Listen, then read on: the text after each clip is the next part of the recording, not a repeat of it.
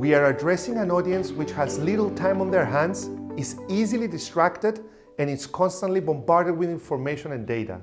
It is therefore of the utmost importance to grasp their attention and interest from the get-go.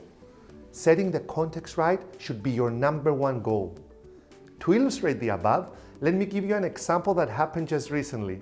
It involved one of our participants at the Address for Success public speaking workshops. His name was Pan, and his chosen topic was on blockchain and cryptocurrencies. Pan's primary challenge was to make people understand what is meant by the term blockchain technology and cryptocurrencies.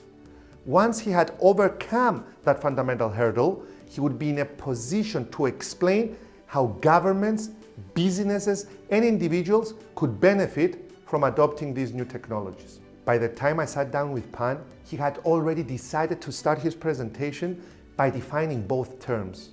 Here is what he was intending to say to his audience. A blockchain is a growing list of records called blocks, which are linked using cryptography, and each of those blocks contains a cryptographic hash of the previous block.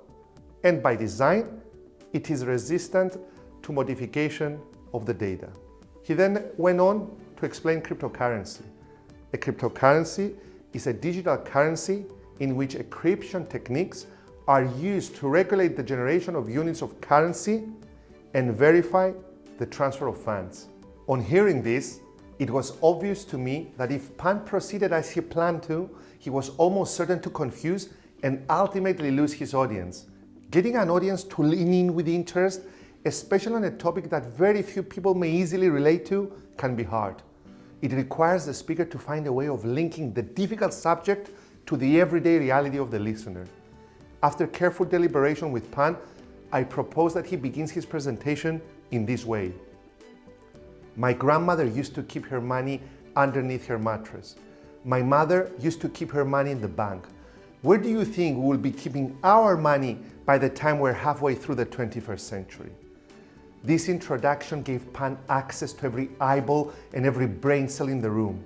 What I proposed to Pan was exactly the same thing I proposed to the majority of my mentees and what I'm proposing to you through this online course.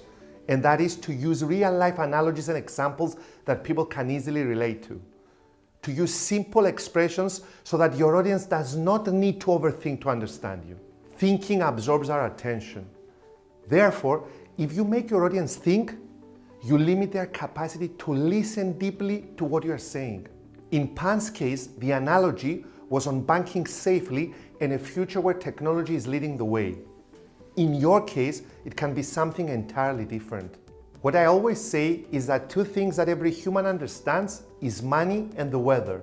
That's why when someone buys a new car, the first question she's asked by most people is how much did you pay for it, and not how much mileage per gallon. Analogies that involve these two, that is the money and the weather, need less elaboration and explanation. My advice to you is to dig deep, to find the analogies your specific audience understands best. Only then will your speech be a successful one.